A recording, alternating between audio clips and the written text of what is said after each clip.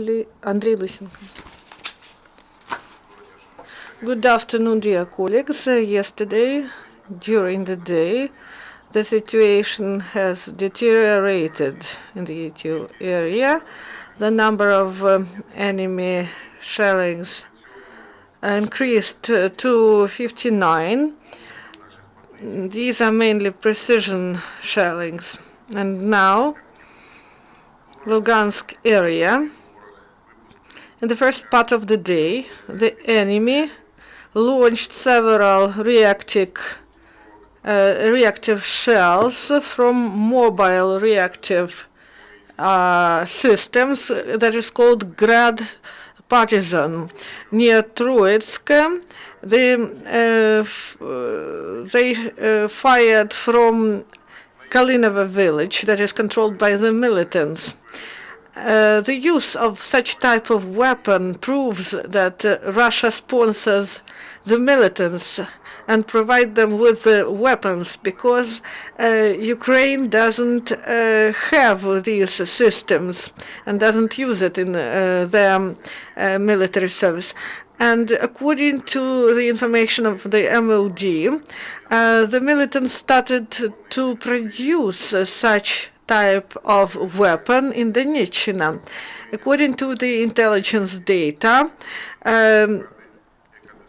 third detached motorized brigade of DPR got the first batch of the systems that was produced locally. And the range of shooting is about 10 kilometers, and the system is small and it's very difficult to detect it from the part of the SMM mission and GCCC. And Donetsk area, the situation remains tense, except in Svetlodarsky Bulge. There, the enemy wasn't active.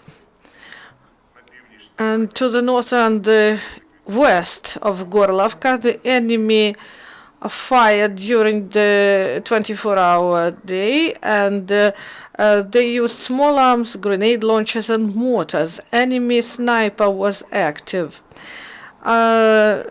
And in the evening, the enemy shelled with the 82 millimeter mortar at Ukrainian positions near Zaitsevo, and then they started work in the same region at 7 o'clock in the evening, and they actively shelled Ukrainian positions with mortars for about 3.5 hours. 4 Ukrainian servicemen were injured. The enemy continues to fire at our positions near Novgorodsk. They use small arms, grenade launchers, and also a PC. One enemy provocation was observed near Novoselovka. They fired from Azaryanovka, Gorlovsky City Council, and enemy is active near Donetsk airport.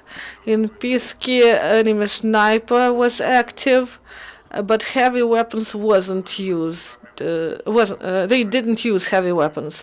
In Mariupol area, there were 15 shellings of Ukrainian positions. These were mainly precision shelling. Near Krasnogorivka, Marinka, and Shirokina, and heavy weapons were not used. During the last 24 hours, in the course of the military actions, no Ukrainian serviceman was killed, but 5 were wounded. Yesterday, the militants shelled school and houses in Novgorodsky village near Gorlovka. The shelling was conducted with the anti-aircraft system Zu-23-2 and APC-1. Fortunately, no one was injured. According to the MOD information on in the occupied territories, mobilization continues. So commissariats try to attract new recruits to DPR forces. They created and opened centers for recruiting men, and they try to recruit people in 9th Detached Motorized Unit. And they conduct training in Mykolaievshchina. APC teams are trained in shooting and also driving of APC driving, and also cross country, and with the destroying forces of imaginary enemy. SBU, together with Ukrainian servicemen, detained artillerymen of the militant. He had a Kalashnikov machine gun. He told that he was in Russia twice, where he was trained in artillery in the shooting ground near Rostov-on-Don. And now the video with the confessions of the detained. I'm Sergei. 1989 is the year of my birth. In 2014, I joined DPR terroristic organization. Me and 4 other people were sent to Rostov-on-Don, and we were trained in artillery, and there were some citizens of Russia who were sent to Donbass. And after training, we got weapons and sent to DPR. And Kazakhs were not informed about our arrival, so they shot at us, and they injured me and killed many guys. But then I was promoted to the lieutenant position, and then I was sent and was trained there. And after this, I returned and provided training for the militants. And advisors in our unit were the citizens of Russia, Russian officers. And I feel sorry for my actions, and I address all the militants of DPR: lay the arms and surrender to the law enforcement bodies of Ukraine. And if there's no blood on your hands, use the program. They are waiting for you at home. Another 2 militants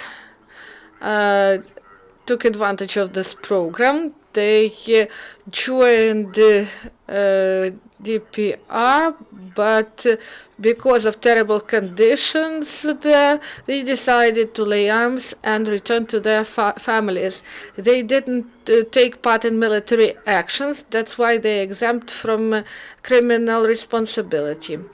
And in Mariupol, SBU and servicemen of Ukraine and National Guardsmen, they got the group of 17 people. They were camouflaged without any documents,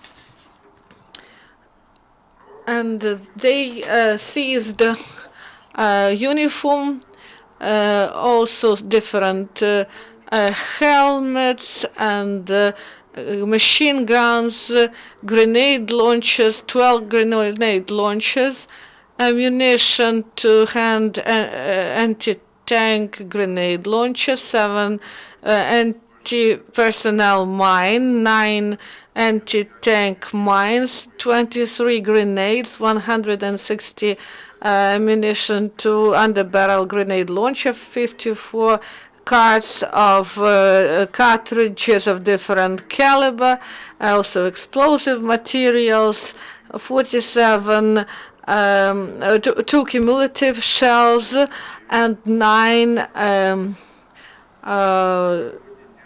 smoke blocks. And servicemen congratulated children on St. Nicholas Day. 60 children from a school in Severodonetsk got presents, sweets and fruits from our servicemen. In Krasnoarmeysk, the police had some training, and also they had some instructions. Then they went to the firing ground, and they were trained in shooting, and also higher educational institutions of Ukraine of MOD will get a special training facility. They display the video on the screen, and a person shoot with a special gun. Acoustic system creates real effects, and they use they use different types of weapons, and they can use also a real weapon, and they can fire in a realistic way. And these training facilities will be provided in Petro-Sagaidachi National Academy, and in Kharkiv University and Odessa University, and also in the Kiev Lyceum named after Ivan Bagun. And in the polygon of mobile paratroop forces, there are trainings that are conducted, and during this event they crossed water bodies and used different types of vehicles, and also they used helicopter Mi-8. They parachuted and also used special equipment, and there were also firing from different positions. So our servicemen are trained, and they succeed in their training, and then they will go to the front line if the need will be. So if you have questions or comments, please ask. Alexei Bretushak, 5th channel. Comment on Mariupol. Was it on Tuesday? I don't have exact date. And 7th Battalion of Right Sector who I don't have the data about this. And what about the head of this unit? He is in Kiev. If we have such data, we will give it to you.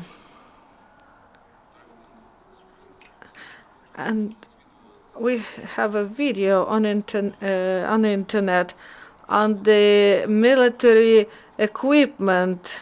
Did you check this information? Yes, there is a video where there is an echelon of military equipment of different types of weapons, but they say that this is 100 kilometers away from the border, but this echelon is not identified in the territory of Ukraine.